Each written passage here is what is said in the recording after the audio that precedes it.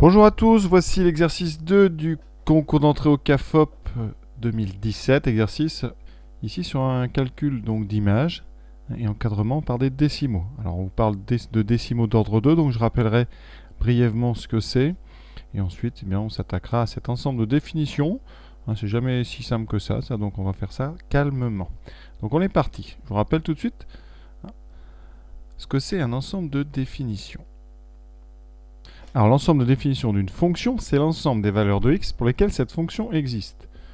Et donc, f de x existe si et seulement si. Alors les conditions ici, qu'est-ce qu'on a? Eh bien, il faut donc que moins racine carrée de 3 moins 2x sur x moins 1 au carré existe. Ça jusque-là, j'ai rien inventé. Voilà. Et donc, alors pour le symbole, je vais mettre les doubles flèches, ça m'évitera d'écrire si et seulement si. Et donc, quand est-ce qu'elle existe, cette expression? Alors, vous avez déjà, première chose évidente, vous avez une racine carrée. Une racine carrée, ça existe. Sa définition, enfin, propriété, racine carrée de x existe si et seulement si grand x est supérieur ou égal à 0. Alors, le domaine de définition de la racine carrée, c'est R+. Donc ici, il faut donc, première chose, 3 moins 2x doit être supérieur ou égal à 0. En même temps, vous avez une division ici. Division, eh bien, c'est la fonction inverse. Quand est-ce que a sur b existe? Eh bien, a sur b existe tout simplement si a et b existent, ça c'est évident, a et b existent, donc sont définis, et, ça va être le mot et, donc en maths on va mettre une accolade, c'est simultané, et en même temps b doit être différent de 0. Donc ici, eh bien, pour que notre expression existe, il faut eh bien, que la racine carrée existe, que le dénominateur ici soit non nul. Donc on a ici simultanément, donc on met des accolades, et on doit avoir x moins 1 au carré, qui doit être différent de 0. Le moins, quant à lui, n'apporte aucun problème, donc on va résoudre ce système. C'est pas très compliqué à résoudre, mais il faut quand même faire le travail. Donc ici, étape suivante. Donc vous avez une première inéquation. Pour résoudre cette inéquation, eh bien, on va utiliser les choses que vous connaissez tous, c'est-à-dire enlever des deux côtés un même nombre. Ici, on a un 3, on va soustraire 3 des deux côtés. Donc notre inéquation va devenir moins 2x supérieur ou égal à moins 3. Quand on soustrait, ça ne change pas le sens de l'égalité. L'étape suivante que je vais faire tout de suite, eh bien, on va donc diviser par moins 2 une inégalité. Quand on divise une inégalité par un négatif, eh bien, ça change le sens. Donc x devient inférieur ou égal à moins 3. Et on a divisé par moins 2, donc on remet bien le moins 2. Donc, étape suivante, eh bien, vous voyez, les moins vont se supprimer entre eux. Il restera x inférieur ou égal à 3 demi, c'est 1,5. Pour notre différent de 0 ici, x moins 1 au carré doit être différent de 0. Ça veut dire que vous avez le produit x moins 1 par x moins 1 qui doit être différent de 0. Alors, quand est-ce qu'un produit est nul? Eh bien, quand l'un des facteurs est nul. Donc ici, pour que ça soit différent de 0, il faut obligatoirement que les deux facteurs soient différents de 0. Et comme ce sont les mêmes, eh bien ça revient à x moins 1 différent de 0. Et donc x est différent de 1. Alors maintenant, il reste à mettre ça en forme, c'est-à-dire sous forme d'intervalle ou de réunion d'intervalle. X inférieur ou égal à 3 demi, c'est une inégalité large. Alors, on va représenter comme ça. Quand on représente la droite des réels, ici, on est de moins l'infini jusqu'à plus l'infini. 3 demi, bon, on l'écrit un petit peu au hasard, on ne gradue pas vraiment. Ici, vous êtes sur x inférieur ou égal. Conséquence, vous êtes dans cette zone ici rouge, inférieur ou égal. Comme c'est une inégalité large, on ferme le crochet ici. Donc, vous voyez, x, il est dans l'intervalle. Moins l'infini, 3 demi, fermé en 3 demi. Et en même temps, parce que c'est des accolades ici, c'est un système, on va avoir les deux conditions simultanées. Ça veut dire simultanément. Ou en même temps, eh bien, x doit être différent de 1. Alors 1, on va le placer, et ça c'est important, parce que s'il est dans un zone rouge, il va falloir l'exclure. Et effectivement, 1, c'est plus petit que 3 demi. Donc 1, il est à gauche, parce que 3 demi, c'est 1,5. Donc conséquence, eh bien, quand vous faites l'intersection de la zone rouge et de la zone x différente de 1, eh bien, vous trouvez tout simplement, ici, c'est cet intervalle rouge auquel vous devez enlever ici le 1. Donc x, il va être donc différent de 1, et dans moins l'infini, 3 demi. Donc on va écrire ça, moins l'infini, 3 demi. Voilà. Alors on peut écrire privé de 1. Alors comme c'est pas très net ce genre d'écriture, on va mettre ça sous forme d'une réunion de deux intervalles. Donc on va aller de moins l'infini jusqu'à 1. On va exclure 1. Et on va reprendre une deuxième partie d'intervalle. On va repartir de 1 en l'excluant une deuxième fois ici. 3 demi. Et voilà votre domaine de définition. Vous voyez, hein? Donc c'est pas si simple que ça. Il faut prendre les choses vraiment tranquillement. On a bien répondu à la question A, on a déterminé l'ensemble de définition de f, donc df, et on vient de le mettre sous forme d'une réunion d'intervalles. Réunion, c'est ce symbole ici, union. C'est pour éviter justement la lecture un peu compliquée avec le x différent de 1. Donc là, c'est très clair, on a comme ça une réunion de deux intervalles disjoints, dans lequel on a évidemment exclu cette valeur interdite ici qui était fournie par le dénominateur. Maintenant, on peut passer à la suite. Deuxième question, justifier ici une identité, là, ici, racine de moins 1 au carré égale 3 moins 2 racine de 2, ça n'a rien de compliqué. Hein.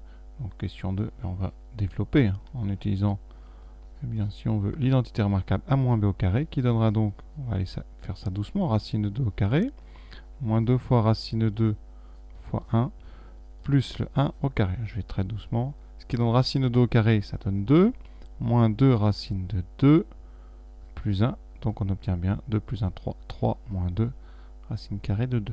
Ceux qui ont du mal avec les identités remarquables, évidemment, vous pouvez distribuer ça tranquillement. Double distributivité. Racine de 2 fois racine de 2, donc racine de 2 au carré. Racine fois moins 1, moins racine de 2. Moins 1 fois racine de 2, moins racine de 2. Moins 1 fois moins 1, plus 1. Et vous voyez ici, le double produit il apparaît tranquillement, donc pas de panique. Maintenant, on vous demande de déterminer l'image de racine de 2. Alors, est-ce qu'on peut déjà? Bien, racine de 2, c'est 1,414. Racine de 2, il est entre 1 et 1,5, c'est-à-dire 3 demi. Donc, racine de 2 appartient bien à df. Petite vérification au passage. Donc, on va pouvoir calculer son image. Alors, f de racine de 2. Là, il faut aller doucement. On a l'expression de f. On va donc remplacer x par racine de 2. Donc, moins racine de 3 moins 2 fois racine de 2 sur racine de 2 moins 1 au carré. Comment transformer cette chose-là? En utilisant, évidemment, ce qu'on vient de faire. Parce qu'on vient de montrer que racine de moins 1 au carré, donc le dénominateur, c'était 3 moins 2 racine de 2. Alors moi, je vous propose, un truc, c'est de montrer, de remarquer, parce que c'est presque, que racine carrée de 3 moins 2 racine de 2, c'est tout simplement racine de 2 moins 1. Pourquoi? On sait que racine de 2 moins 1 au carré, c'est égal à 3 moins 2 racine de 2. On sait aussi que racine de 2 moins 1 est strictement positif. Ou supérieur ou égal à 0, ça nous suffira. Conséquence, vous avez un nombre positif qui est au carré, qui donne un autre nombre. Eh bien, forcément, donc, 3 moins 2 racine de 2, eh bien, sa racine carrée, c'est forcément racine de 2 moins 1. Attention, si racine de moins 1 avait été négatif, il aurait fallu rajouter un petit moins. Je vous montre un petit peu ce que ça aurait pu être comme piège. Vous pouvez très bien démontrer que 1 moins racine de 2 au carré est égal à 3 moins 2 racine de 2. C'est tout aussi vrai. Donc, l'idée de prendre un petit peu rapidement la racine carrée, mais vous serez amené à dire que 1 moins racine de 2 est égal à racine carrée de 3 moins 2 racine de 2, ce qui est faux, puisque 1 moins racine de 2 est un nombre négatif. Donc, quand on fait ça, faire très attention à bien vérifier que le nombre que vous avez ici, dans l'intérieur du carré, est bien un nombre positif. Donc, on va le dire sur une copie, qu'est-ce qu'on dit? Comme racine de 2 moins 1 est positif, et que racine de 2 moins 1 au carré est égal à 3 moins 2 racine de 2, alors racine carrée de 3 moins 2 racine de 2 est égal à racine de 2 moins 1. On va s'en servir. Notre f de racine de 2 devient donc moins en haut racine de 2 moins 1 sur racine de 2 moins 1 au carré. Vous avez un nombre, en dessous son carré. On va simplifier, il va rester 1 sur racine de 2 moins 1. Vous voyez, on simplifie ici racine de moins 1 en haut et en bas. Il reste 1 racine de 2 moins 1 au dénominateur. Pour ceux qui ont un petit peu de mal, remarquez, je vais le redétailler. Ça veut dire que vous avez ça ici, et en bas, vous avez racine de moins 1 fois racine de 2 moins 1. On simplifie. Quand on simplifie, ça fait des 1. Il reste moins 1 sur racine de 2 moins 1. Et là, le travail est quand même pas si simple, parce qu'il faut continuer. Parce que racine de 2 moins 1, c'est pas un réel quelconque. En général, on n'aime pas les racines carrées au dénominateur. Pour les enlever, qu'est-ce qu'on fait? Eh bien, on multiplie. On utilise ce qu'on appelle la méthode de l'expression conjuguée. Expression conjuguée. On va multiplier en haut et en bas par donc racine de 2 plus 1. Donc en haut et en bas surtout, très important. Comme ça, vous multipliez par 1. Il reste quoi? En haut, racine de 2 plus 1. Toujours le moins. Et en bas, qu'est-ce qu'on a? On a une identité remarquable. A moins B fois A plus B. A moins B fois A plus B. C'est A carré moins B carré. Donc ici, ça fera racine de 2 au carré. Donc 2 moins 1 au carré. 2 moins 1, ça fait 1. Il reste donc en dénominateur moins racine de 2 plus 1 sur 1. Et donc il reste moins racine de 2 plus 1. Donc une question quand même assez difficile. Alors il y avait une deuxième façon d'aborder le problème. Moi j'ai pris la racine carrée ici, je l'ai transformée. Vous auriez pu très bien, remplacer le dénominateur, parce que c'est racine de moins 1 au carré, par 3 moins 2 racine de 2, puisqu'on vient de le démontrer. Alors on peut se dire que c'est plus simple, mais si vous faites ça, qu'est-ce qu'on remarque? Eh bien en haut et en bas, vous avez une racine carrée, et en bas, vous avez le même nombre, mais sans la racine. Donc, ici, c'est un petit peu plus technique, parce que regardez, ici il faut remarquer, ce nombre 3 moins 2 racine de 2, il est positif, il est donc le produit de... Il est donc le carré de sa racine carrée, c'est-à-dire c'est racine carrée de 3 moins 2 racine de 2.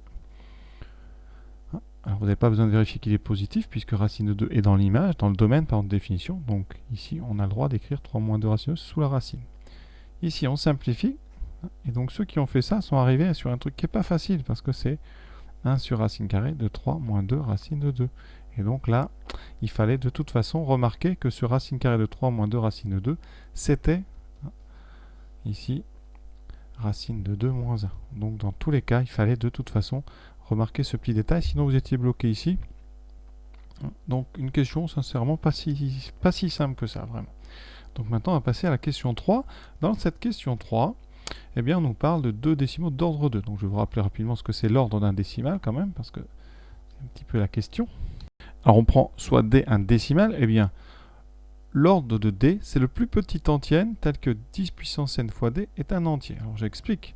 Si vous prenez par exemple 1,414, je multiplie par une puissance de 10. Alors si je multiplie par exemple par 10, ça me fait 14,14. Je ne suis toujours pas sur un entier. Donc ça veut dire, ici j'ai multiplié par 10 puissance 1, l'ordre ce n'est pas 1. Donc on continue. Si on fait fois 10 puissance 2, on obtient 141,4. Ça n'appartient toujours pas aux entiers. Donc, ce n'est toujours pas l'ordre. On continue et jusqu'à temps qu'on arrive sur un entier. Effectivement, c'est 10 puissance 3, ça fait 1414. Ça appartient bien à n. Ça veut dire que la puissance 3 ici, c'est bien la plus petite que vous pouvez utiliser pour obtenir un entier. Donc, 1,414 est d'ordre 3. Donc, l'ordre, c'est tout simplement le nombre de chiffres après virgule, une fois qu'on a avec un dernier chiffre non nul. Rapidement, ça veut dire qu'1,41 c'est d'ordre 2. 1,400, je mets n'importe quoi, ici ça sera d'ordre 4, et etc. Donc, vous voyez, au départ, racine de 2, il est encadré par deux nombres décimaux ici d'ordre 3. Ici, un petit point, c'est une virgule. Voilà, et on va maintenant donc utiliser ce qu'on vient de faire. Il fallait avoir réussi la question précédente.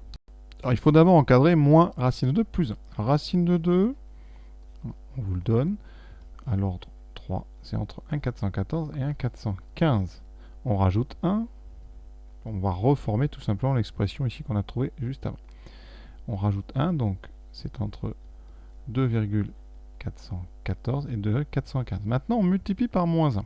Alors, quand on multiplie une inégalité ou des encadrements par moins 1, tout simplement, tout change d'ordre. Ça veut dire qu'ici, vous aurez moins 2,415 ou moins 2,414. J'ai oublié 4. Voilà. Sinon, vous pouvez l'interpréter comme d'habitude. Quand on multiplie une inégalité par un négatif, on change l'ordre des symboles. C'est-à-dire qu'ici, vous multipliez par moins 1. Au lieu d'avoir du inférieur strictement, vous aurez strictement plus grand. Voilà, ce qui fait qu'en général, on préfère plutôt faire ce que j'ai fait dessous, c'est-à-dire inverser l'ordre des termes, c'est-à-dire que lui, on le multiplie par moins 1, mais on le met à gauche. Et pareil, voilà. Comme ça, on reste bien sur des inférieurs, c'est plus usuel. Problème ici, vous avez bien compris, hein, nos deux décimaux ici, ils sont d'ordre 3, puisqu'il faudrait multiplier par 10 puissance 3 pour en faire des entiers. Donc, eh bien maintenant, vous devez faire un encadrement moins précis. À partir de CE2, c'est un encadrement ici avec des nombres à deux chiffres après la virgule. Alors, ici, on a des entiers relatifs, hein, et donc ici, on va donc encadrer entre quoi et quoi. Alors, on prend, donc ici, on n'a pas le choix, on a 2,415, on prend un nombre plus petit. Alors, attention, il y a un piège, hein. C'est pas 2,41, ça va être 2,42. Et de l'autre côté, vous aurez moins 2,41. Faites attention, chez négatif, ça s'inverse. Et là, vous avez bien ici, eh bien, deux décimaux d'ordre 2. Puisqu'en les multipliant par 100, ça fera 242, enfin moins 242 et moins 241. Et on a bien d'ordre 2. Donc l'exercice terminé. Alors, ils sont consécutifs, 41 et 42. Donc voilà, la question est terminée. Un exercice finalement pas si simple que ça, il y a du travail. Donc une vidéo que j'ai trouvé plutôt intéressante à faire. Donc j'espère que vous avez trouvé ça aussi intéressant que moi. Je vous souhaite bonne continuation. À bientôt, j'espère.